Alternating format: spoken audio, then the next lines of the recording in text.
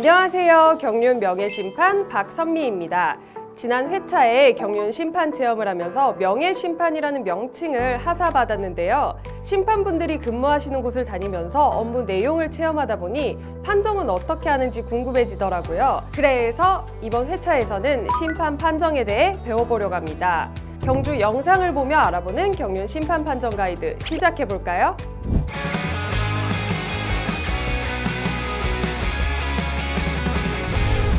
짠! 제 옆에 경륜 심판 두 분이 나와 계신데요. 각자 간단한 자기소개해 주시겠어요? 안녕하세요. 서동욱 심판입니다.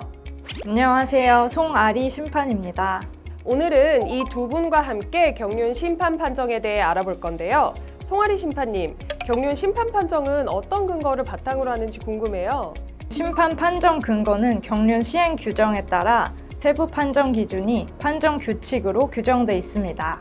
그렇다면 이 경주 규칙을 어긴 선수에 대한 판정 기준이 있을까요? 네, 경주 중 발생한 위반 행위에 대해서 원인, 경과, 결과를 충분히 규명하고 심리해서 종합적인 판단을 하고 있습니다. 그러면 경주가 끝난 직후에 바로바로 판정을 진행하는 건가요? 네, 현재 하루에 16회의 경주를 진행하고 있는데요. 매 경주 종료 후에 판정을 바로 하고 있고요.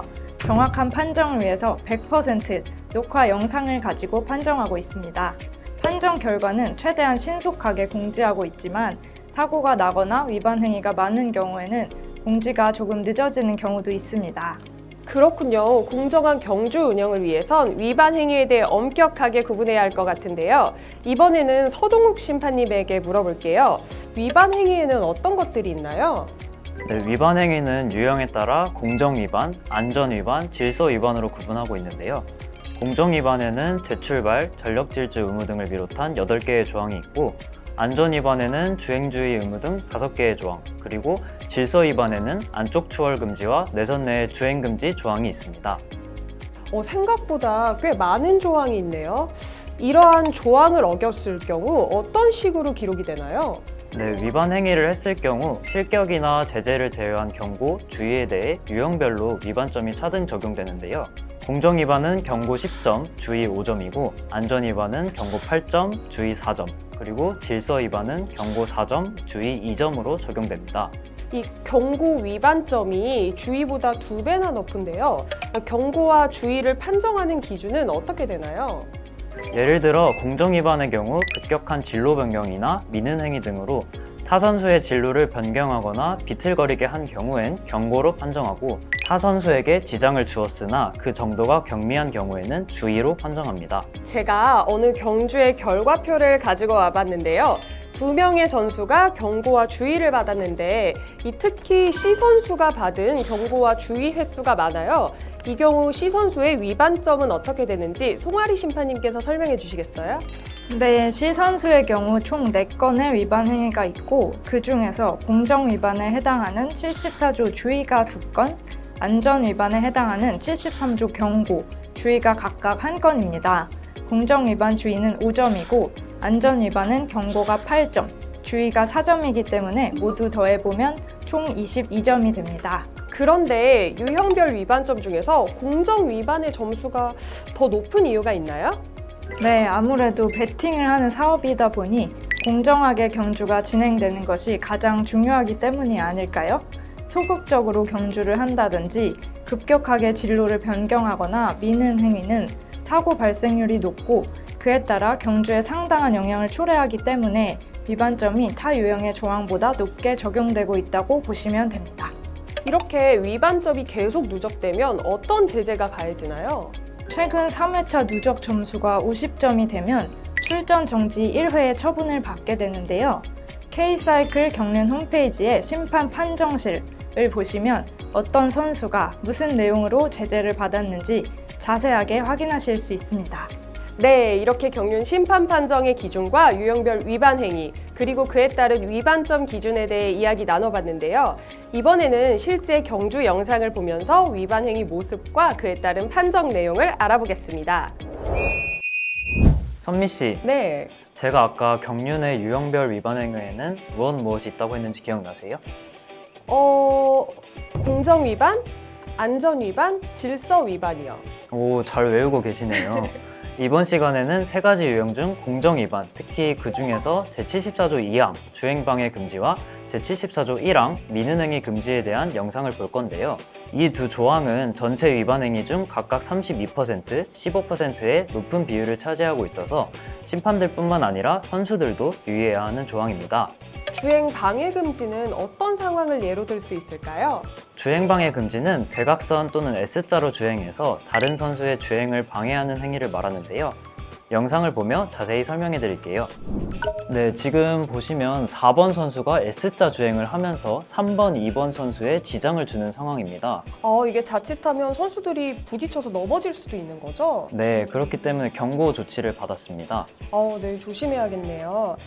지금 보시면 7번 선수가 2번, 4번 선수를 지장을 줬고 후속 선수에게까지 지장을 준 상황입니다. 바깥쪽에서 안쪽으로 들어오면서 대각선 주행을 했기 때문에 경고 조치를 받았습니다. 네, 지금 영상도 2번 선수가 대각선 주행을 하면서 7번과 1번, 5번 선수에게 지장을 준 상황입니다. 자칫하면 넘어져서 큰 사고로 이어질 수도 있었겠어요. 네, 그렇기 때문에 경고 조치를 받았습니다. 네. 네, 지금도 6번 선수가 대각선 주행을 하면서 5번과 7번 그리고 후속 선수에게까지 지장을 줬습니다. 네, 그럼 이번에는 실격 영상을 함께 확인하겠습니다.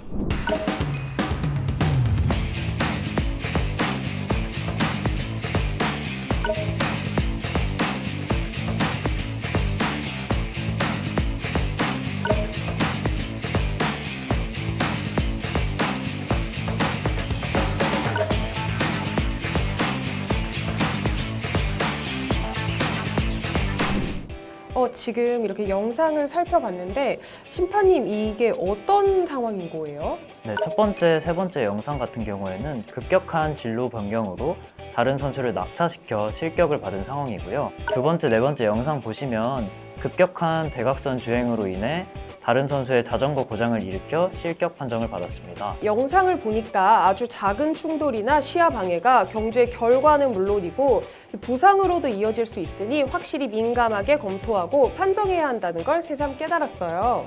다음에 볼 영상은 제74조 1항 미는행위 금지인데요. 심판님, 미는행위 금지는 이 말 그대로 주행을 하다가 서로 미는 행동에 해당할 것 같은데 맞나요?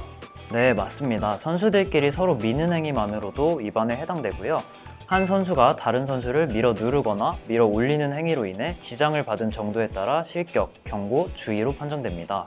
왠지 미는 행위가 이 주행 방해보다 좀 더 위험할 것 같은데 영상 함께 보시죠.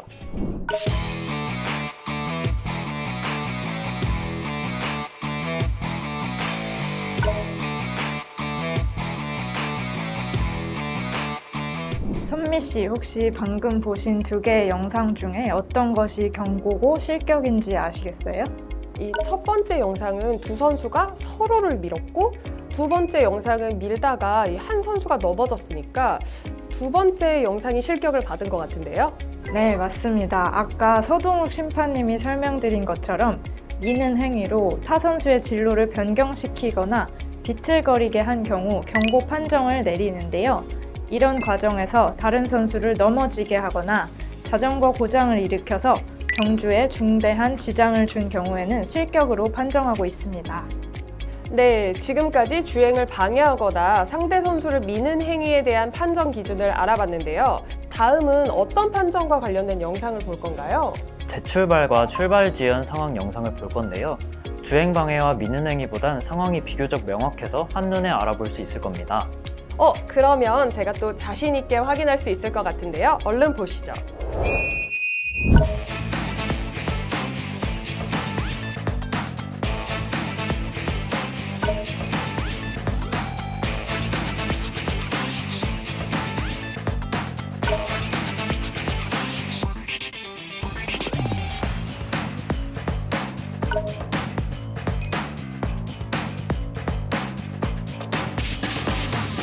선미 씨, 이 영상들을 보니까 어떤 상황일 때 재출발을 하는 것 같나요? 출발을 하고 나서 곧바로 넘어진 것 때문에 재출발해야 하는 건 알겠는데 나머지는 잘 모르겠어요. 두 번째 영상은 3번 선수가 출발 후 100m 선 내에서 페달에 발이 빠진 상황입니다. 아, 페달에서 이 발이 빠진 거군요. 3번 선수가 손을 드는 모습을 볼 수 있는데요. 그 이유가 자전거의 스포크가 파손돼서 손을 든 상황입니다. 네 번째 영상은 원래 4번 선수가 초조 선행 책임 선수로 선두에 합류해야 하는데 2번 선수가 먼저 합류한 상황입니다. 아, 출발 직후 발생한 상황에 한해서만 판정이 이루어지는 거네요. 네, 출발 후 100m 선 내로 한정 짓는데 공정한 출발이 이루어지지 않았다고 판단한 거죠. 마지막으로 볼 영상은 위반 행위는 아니지만 출발 지연에 해당하는 사항들을 소품을 통해 살펴보겠습니다. 이건 자전거 페달이고 이건 스파이크인데 보아하니 경주에 사용하는 용품들 같은데 이것들이 출발 지연과 관련이 있다는 거죠? 네, 맞습니다. 선수들이 입장할 때 넘어지거나 크립밴드가 끊어지거나 스포크가 절단되는 상황이 발생했을 때 출발 지연이 되거든요. 영상을 보면서 하나씩 설명해 드리겠습니다.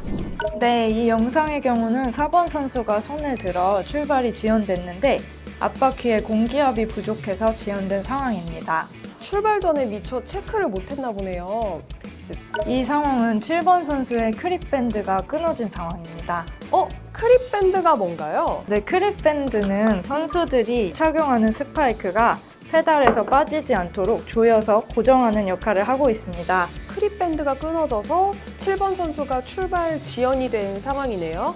그럼 세 번째 영상 볼까요?